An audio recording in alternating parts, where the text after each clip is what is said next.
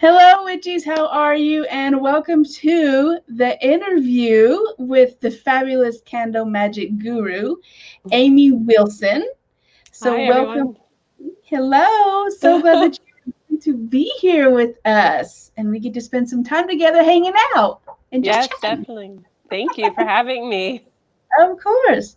So, grab your magical brew, sit and get comfortable as we talk about Amy Wilson and how she came into Candle Magick. So let's get comfortable. So, how are you today, Amy? I'm good. I'm good. I'm at work, if you can't see. We love Busy your space. working away. Thank you. Yeah, your space is amazing. Thank So, you. really, just you're probably new to a lot of my clients. And we're so glad that you're going to have you as the Candle Magick Guru in the Witches Gathering event that's coming up November 6th through the 8th. So excited to have you and teach us everything you know about Candle Magick. Um, as I always tell my witches and my clients, you can never have too many candles. You can't. I'm Never, sorry. You ever. just can't. You just can't. It's impossible. No, you can never have too many candles. Um, it's interesting because even when I go to the store, because I'm a big thrifter, I love antiquing and thrift stores. I will go to the candle section and I'll look and see what candles they have, Hmm. and like thrifting and candles because I just love them so much. I have boxes of them, so I just love them. So let's go ahead and get started and just tell us about where you got started, how you got started on your path, and actually what you do. So many things. We're just talking. We're just gabbing. Wherever it takes us is where we're gonna go. Well, it's kind of it's a weird story. Well, maybe not so weird. My father is a psychic, Oh, and he reads. Well, used to read tea leaves, mhm. and I believe he was also a medium. Because I mean, he would talk to dead people, and the stories my mom used to tell me about him waking up in the middle of the night talking to people that were no longer on this plane of existence used to freak her out. But I remember as a kid, he would read tea leaves and he would have clients come to the house and he had this special tea set and all this stuff. I think my interest started there. I always had mediumship abilities, like to Mhm. see things. Like I always saw things that, weren't there when I was a kid. And I started to turn it off a little as I got older because when I was in junior high and high school, I was, automatically the weird kid. And Yeah. like finishing people's sentences and, be able to like predict things that would happen. Like, oh no, this is going to happen. And then it happens. And then people are like, you're weird. And, I even had like, in high school, I even had my locker, like somebody wrote witch on it. And so it was it's a lot of fun. So Oh, I kind of turned it off. Well, I didn't really turn it off. I learned to keep it more to myself. And okay. then I moved out of the house when I was 18 and I moved to New York City. And that was like my whole world had opened up then. I mean, outside of, just, transitioning from a high school kid to, a young adult. I mean, just a lot of stuff happened. And my first real experience with the craft was when I was walking around the East Village and I was visiting my college roommate at a coffee shop. And Mhm. I turned the corner and this woman grabbed me by the arm and pulled me into her store. And I didn't know what was really going on. Mhm. And, because the store had candles and crystals and like books and all this stuff. And I had never experienced that before. Any sort of occult or magic book was through my father. And even then, he didn't really have too much. Correct. So she told me that I had the gift of sight. And I was like, swimming. Like, you're a crazy person. I don't know what you're talking about. Exactly. It's like, I know nothing of what you speak of. I And know. then, and then so I started reading out of her shop.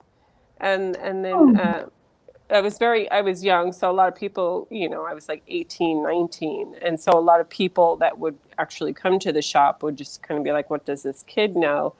Mm-hmm. And then I would read and totally freak them out.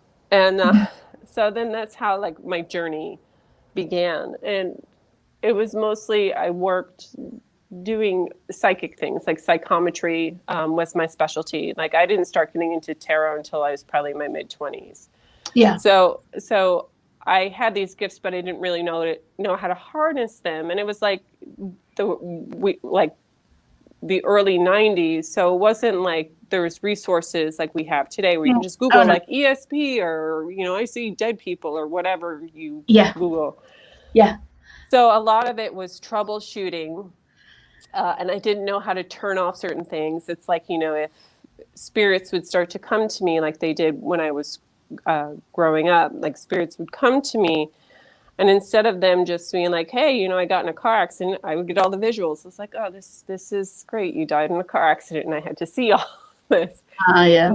But over time, I worked in metaphysical, witchcraft, and occult stores from, you know, 1992, obviously, until present time. Mm-hmm. So I learned from various different people, like how to harness my gifts and how to control them better. And, you know, a lot of my teachers were really fantastic and they gave me, you know, books to read and lessons to work on from there. But I really didn't start getting into Candle Magick when I was working at Lady in the Moon. They started doing Candle Magick there. It was not on the up and up. It was not rainbow and unicorns. It was had a little. Hey, we're all about that. We like a little bit darker stuff here. We're kind of gray. Yeah, but where I was working at the time was like, you know, the really more darker manipulative magic, and that's kind of how I got my foundation in terms of doing and learning magic. And you know, when I teach now, I think it's mandatory that you should have an idea of how it works in order to figure out how to undo it. Correct. So yeah, so for me, it was kind of like a crash course. And then eventually, like, I started to find people where I more energetically vibed with and started getting into the lighter side of things. But I really didn't get, I mean, I was into Candle Magick, but I think I really started getting deep into it in my late 20s, early 30s. And then especially when I started working here at Otherworldly Waxes, which I currently own now.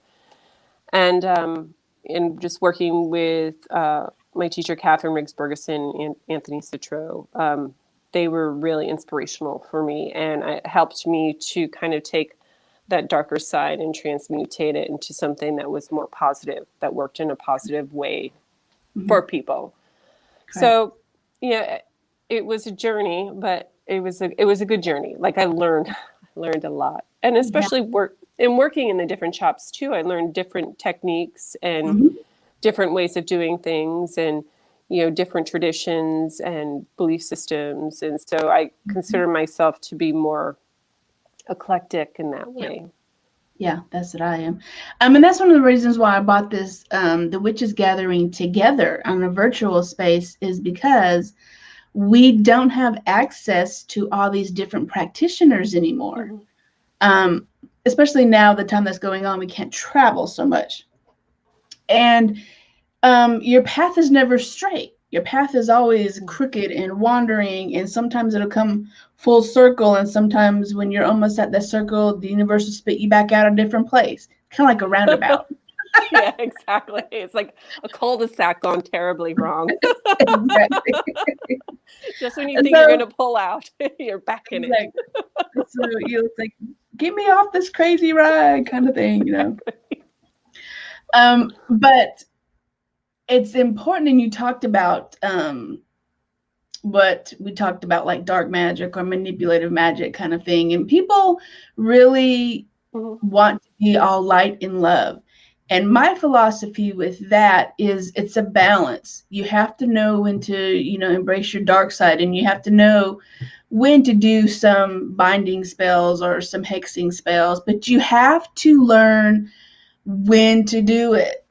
right? You just a baby, Mm-hmm. from my philosophy, a baby witch, and the baby witches or newbie witches, someone who's kind of new, should not be hexing right away. They have to learn the energy of it. They have to learn other stuff. Like you said, you have to learn to undo or feel what the magic is, because it's not really all about just lighting the black candle. There's just Yeah, so and this, much going into it. I mean, my whole philosophy. I mean, it's obviously very important to learn how to undo it. My whole thing is try not to do it. Like, there's a different. You can say love and light so much, but if, Yeah. like, I always say to my students, if somebody's pummeling you in the face, Yeah. saying I love you is probably not going to make them stop. Correct. So you have to learn how to defend yourself, but you have to be very aware of how far you're going to push it. And then, working, a lot of witches believe in the threefold law, or karma, or cause and effect, or whatever you want to call it. And you're putting negativity out there, that's coming back to you threefold, or whatever it is that you believe in.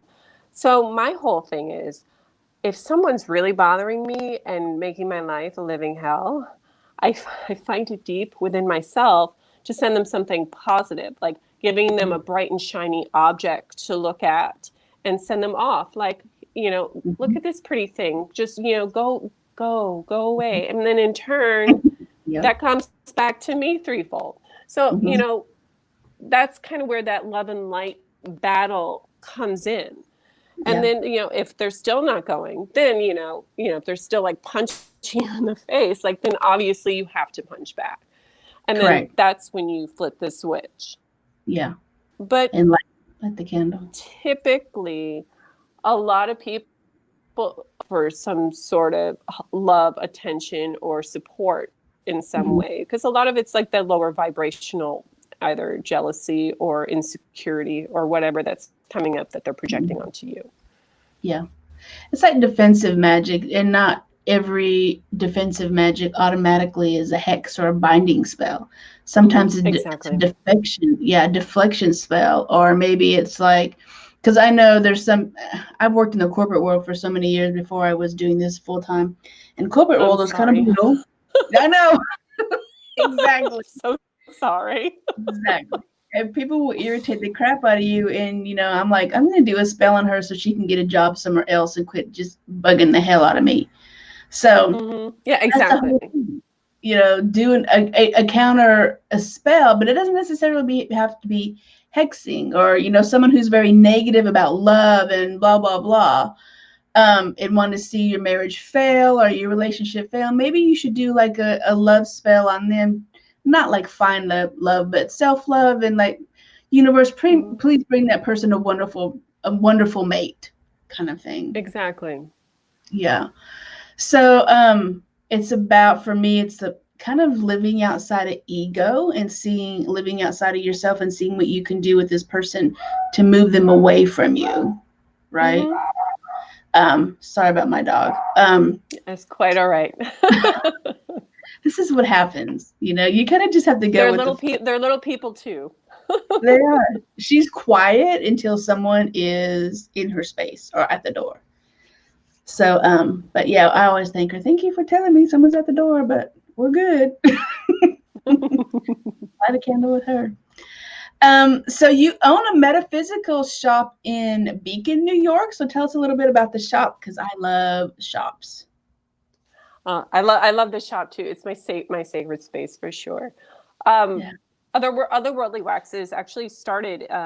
We opened in 1993, and Dr. Catherine Riggs Bergeson opened the store, and I worked for her for a number of years. And unfortunately, the lease had expired. We were in New York City on East 7th Street between First and A. And the lease expired, and it was during a time, when rents went up, and Catherine had decided to close the storefront because it's a metaphysical shop. We're not making billions of dollars a year, so for raised rents, which were ridiculous. So she decided she was going to close the shop, and she moved to upstate New York. And at the time I was working at the shop closed, and then I moved up about a year after her. And so we worked together in doing mail order. And then one day she decided she wanted to retire. So she handed the store down to me, which I believe was, I want to say 2011. I have it written down somewhere, but I've just been in the shop so long, it just feels like, forever, but a good forever. And so we moved the shop from her home into my home, which was an interesting experience because the shop itself, if you've ever been here, is its own entity. So I wasn't exactly happy to be in the basement of my home. So I ended up moving it into the old Beacon High School here in Beacon, New York. So I'm actually located in a high school. The old high school closed, and they rent out the classrooms for studio spaces. I always tell everybody it's like Buffy the Vampire Slayer. Yeah. So, which makes me so happy because I'm such a big fan. And so I've been here, I think, probably 5 years in this space. So it's been really nice. The shop is now happy, and the energy is settled, and it's currently now we've been in business 27 years. Wow. So, really? Yeah. So it's, changed hands, changed those locations, but 27 years. That's great. Candle Magick. Yeah. And I'm hoping to carry it forward. And then when my son is old enough, he can carry it forward as well. Congratulations. So we'll see. That's Thank you. Successful too. Because I know having a brick and mortar, especially through this time, but other times we've gone through, depressions before. And so it's congratulations on keeping that open for other practitioners and people who really need the magic. Yeah. So, well, first, like when the pandemic started, people weren't needing magic so much. They were turning to toilet paper. So like I was slow during that period. I'm like, because they're just buying all the toilet paper. But yeah, we're making it through. It's been a little rocky transition because typically, like for otherworldly waxes, I vend out a lot. So the bulk of the shop's income is me doing events, which I ended up starting a virtual. I started Moon Serpent and Bone Oddities and Curiosities Market here in the Hudson Valley too. It's a night market that I run. So Otherworldly Waxes is the presenter, or I like to call the conduit of bringing more magic into the Hudson Valley. Because I also do a full moon magical market as well. So I like to kind of bring everybody together, like you're doing with the summit, like bringing all of us together to hopefully build a stronger community. Correct. And so, with everything now, it's, has turned to virtual. So I've been doing the oddities and the full moon markets virtually as well. Yeah. I'm in Austin, Texas. And so all of my virtual events and markets and witches gatherings are pretty much shut down. So we used to have those too, but we just can't do it anymore. So, and it's just like with magic, what are you going to do to weave through this? Right? Yeah. What's the alternative magic? Because, here's my philosophy too, is sometimes it's not always about spell work. And here's the thing about that is that people get discouraged because it doesn't work right away sometimes, right? Mm-hmm. But if you really are connected with it, it'll tell you what you need to do and to boost that some. Sometimes you have to have 2 or 3 things going together, right? To remove obstacles, and then you have to remove this obstacle in order for you to bring in money and whatever it is. So, and some magic and some candle magic takes time. Yeah. I always tell my clients, like, you burn a candle, like as soon as it goes out, like that bag of money isn't going to be there. Sometimes it will take 7, 14 to 21 days before something starts to manifest. And it might not manifest the way that you expect it to. Like the universe it's like a puzzle, and it has to rearrange the pieces for the things to work. So sometimes it can be instantaneous just because you're so close to it, close to the goal that you're trying to manifest. Or it can be something like really obscure that kind of has to happen in order for it to manifest. So I always give people like money example that I Everybody love when I used to bartend in the city, you know, and I had to make rent or whatever. I'd be burning money candles and it's like, you know, I need whatever, like $500 for rent, and I need it by this date. I would get that 500 by that date, but in the same time, the money candle's like, okay, instead of you like getting that $500 in the 3 shifts you normally work at, we're just gonna have you pick up an extra 10 shifts this week, so you make that $500. So, but that's the way the universe works. You know, sometimes it's like you might have to do things that you're not really comfortable with, or, you know, instead of like actually boosting it the way, but then you have to kind of jigger it around. Like I would do, like, you know, attraction spells to help like coincide with money spells. So like for bartending, you're interacting with people, you're socializing. So you might want to do more of an attraction spell, like a come to me kind of thing. And then a money spell coupled with it. So then, you know, you'll get somebody in there who like may find you attractive or funny or whatever, and throw that extra $10 tip in there. So it's like you kind of have to figure out your personal energy and how you project out into the world, and how to bring in other energies to help amplify those particular aspects of your individuality in order to achieve the spell work that you need. And it's difficult. It's not cut and dry most of the time. No. And then, yeah, we've got, you know, stuff that's kind of working against us sometimes. And, you know, I tell my students, and I'm sure you tell your students too, that just because you light a candle and you do your spell doesn't mean you just sit back. You have to work in this earthly world too. Right? If you want a job, do a job candle. Yeah. Sorry, I'm like picking into your brain now. Exactly. Yeah. So you have to do the work. You're still living in the earthly plane. You still have to do that work here. And a lot of people, you know, get discouraged. Like, my magic didn't work. And I'm like, don't give up. Don't give up. Yeah, you can. No. Yeah, it's just finding that energetic vibe to it. I mean, magic is so weird. Like, you know, sometimes like you'll ask for, you know, your laundry list of things, you know, and then the universe is like, well, maybe I won't give you this particular thing because you might hurt yourself with it. Correct. And then they'll remove it from the list because maybe you're not ready yet. And two, like, you know, a lot of the times when people do magic, they automatically think the waitress is like the universe or God or whatever it is that you believe is like a waitress that's going to bring it to you automatically. I mean, magic is such an energetic force. Like, you really have to work through a lot of psychological stuff too. Yeah. So if you are looking to bring in a new love, but you feel unworthy of love, like, you're not going to bring that love of your life in. You're going to bring in somebody who still continues that pattern for you of feeling unworthy of being loved.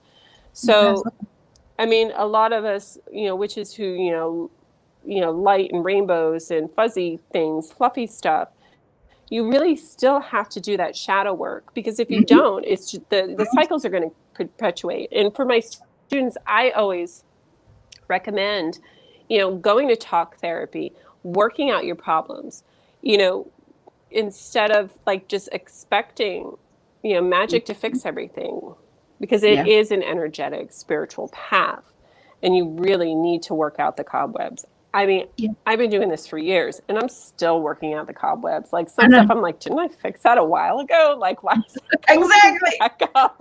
Exactly. Like, wait a second. Every time something different comes up, or you level up in your business, or you're witching, something kind of comes up and you're just like, man, I thought I worked through that. Why am I having this issue again? You're like, I thought I did that magic. I thought I did that spelling. Universe is like, no, not really. It's coming back up. So you're like, damn. It's like, hi, remember I know. me? Just making sure that you didn't forget about me. So, yeah. So tell us a little bit about the class that you're going to be teaching at the Witches event. I'm so excited because it's like all candles, and I'm trying to reduce it down, because like I could literally talk for days and people would just be like asleep and like wishing they never signed up for it, or just like click off. Yeah. But I think what I'm going to do is I'm going to cover the basis of candles, like dealing colors, planetary, moon phases, because I work a lot with the planets. I mean, I do work with entities and some deity and some angel, but any of my students will tell you, like, I'm very respectful of the higher ups, as I like to say. So I try not to call them unless it's absolutely necessary. But working. We're going to talk about working with candles. So we're going to cover the different colors, the moon phases, the days of the weeks, the different types of candles, how to dress candles, how to carve candles, and try to take out the deep esotericness of it. Because I think a lot of people become intimidated, like, I can't do that because it's so this, that, or the other thing, and they have this illusion that magic always has to be high magic.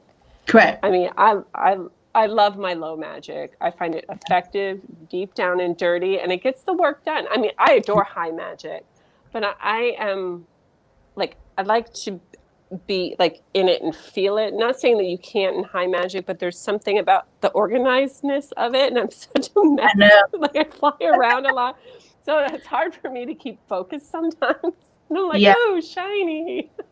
Exactly. But I adore, like, I feel like high magic should be reserved for working with higher entities and deities, as well as for a group overall experience. I mean, that's just me personally. Yeah. But, candle magic.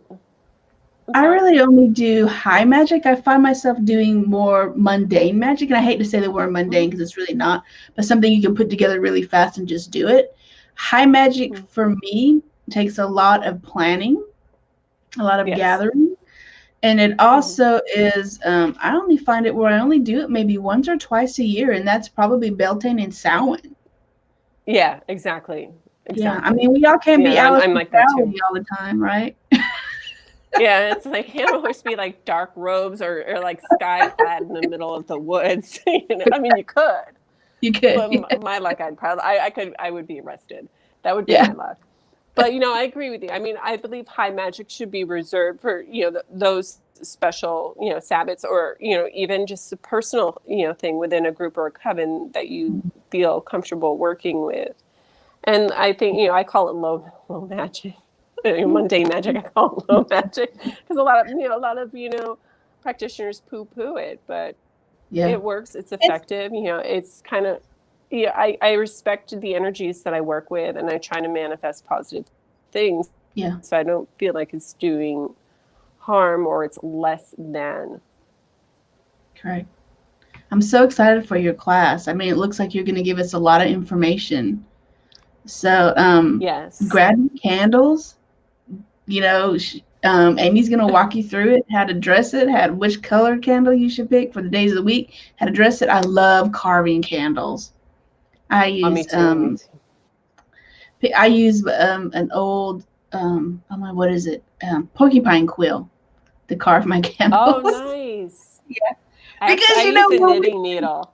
Yeah, exactly. You got to use what you can. But we're witches. We like all our different weird tools. Yeah. It's like the weirder it is, the better. It's just, there's something about it. Yep. I love it. So tell us where people can find you at where you usually hang out at.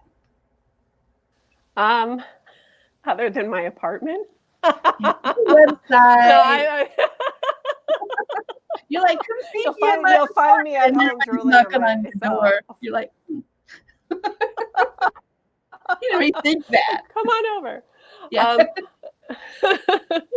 Well, I'm located in the old Beacon High School. The shop is, not my apartment. And we're located at the old Beacon High School at 211 Fishkill Avenue in classroom 309 in Beacon, New York. I'm open every third Saturday of the month to the public from 1 to 5 p.m. And I also do by appointment. So you can schedule an appointment on my website at www.otherworldlywaxes.com. I'm also on Instagram at Otherworldly Waxes, and on Facebook at Otherworldly Waxes and whatever, and then on Twitter at Otherworldly Wax. So you'll find me anywhere. So if you Google otherworldly waxes, more than likely you will find me. And actually, the way it's spelled, instead of otherworldly being one word, it's actually 2 words. Oh, that's nice. another thing. Yeah, Yes, that I was love it. Catherine. So I'm carrying it forward. Yeah, in her honor, right? Yeah, in her honor, absolutely. She's a Yes. great teacher, beautiful person. So I love it. So what is your your witchy crush, or like witchy podcast or book or author that you're like really crushing on right now? Really loving listening to or reading or watching, even a movie. You Movies are my thing when it comes to witchy stuff. So obviously, if you haven't seen it yet, The Witch, which is really fantastic. Mhm. The Skeleton Key, I'm actually really into, and I was very surprised. I'm not a Kate Hudson fan, Yeah.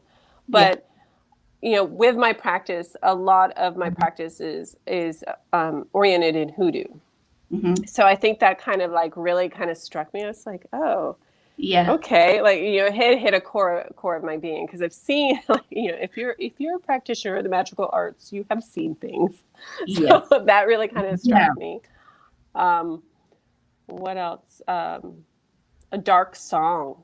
A dark song is really fantastic. The Independent Film Channel actually, I believe, put it out, and that's about high magic, and it is a phenomenal movie. I highly recommend it, especially anybody who's into high magic or into the darker aspects of it, because I love horror I did too. films and anything dark. Yeah. So that movie, the first time I saw it, it just reminded me, like, when I first got into magic and I started to really see things, and I just sat there the entire time like this, watching the movie. Like, I gotta watch that. I gotta make a list. I'm gonna make a list. a dark song. Yeah, you should totally, like, a dark song, highly recommended. In terms of witches that I have really huge crushes on, that I absolutely love their work, Conjured Cardia, Mama Sarah, amazing individual. Her work is phenomenal. Like, I love her. Candle fan. Like, I make my own candles, but I do buy candles from other witches, and she's one of the people that I highly recommend. Also, Lilith Dorsey, who I believe is also part of the summit. Totally Yes, she love her. is. Yeah. Fantastic person. Great energy. I mean, those 2 individuals are my go-to witches by far. So I highly recommend them. Yeah. They are my witch. Yeah, I buy a lot of oils from her. I make my own, but we have to support each other's businesses, right? So I'm super excited that Sometimes, go ahead. no, I said, even magically, sometimes just bringing in a different set of, energetic eyes, so to speak, can help you troubleshoot your own stuff. Because, like, when you're going through something and you can't seem to figure it out, sometimes it helps to have another magical person take a look at it and help you work through it. Because, when you're in your own head, you only have your perspective, and sometimes somebody else's perspective can totally clarify what's going on, and their energy can help up and fix it. Correct. That's why I don't read my own cards. Have someone else read my cards. I'm just too lazy to. I'd rather have somebody else do it. Yeah, exactly. I'll pay you to do it. Yeah, exactly. It's like, I can't bear to shuffle. That's too much work. It's too much work. Awesome. So we're so excited that you're going to be teaching us all about Candle Magick on the upcoming virtual event, the Witches Gathering, November 6th through the 8th. Now, at the bottom down here, you'll see a marker scrolling by, and you can grab your tickets there. We're going to have lots of speakers. You want to come hang out, get your candles, get all your herbs, get something you want to mark on, or, Shu will walk you through what you need to learn. Lots of information in her workshop that's going to be coming up. So we welcome you. We're so excited to have you as one of the presenters and speakers, and really, remove the veil out of Candle Magick, right? A lot of people are kind of scared about that a little bit because they're afraid they're going to summon demons or, you know, whatever it is, conjure somebody. I just want to conjure bags of money falling from the sky. Exactly. Not on me, around me. Clarify. Yeah. Clear with the universe. That's the thing about the universe, be specific. Yeah. The universe likes to be funny. It does, for sure. All right, Amy, thank you so much for joining us, and don't forget to grab your tickets. Thank you, Madam Z. I really appreciate it. Oh, you're welcome. Don't forget to grab your tickets. We have some amazing presenters. Amy will be here also teaching about Candle Magick November 6th through the 8th, which is the Witches Gathering virtual event where we bring the magic to you from the comfy of your magical chamber. You don't have to go anywhere. So we will come to you. Yay. So we will see you all in the Witches Gathering event November 6th through the 8th. And witch on, everyone. Take care. Bye. Many blessings.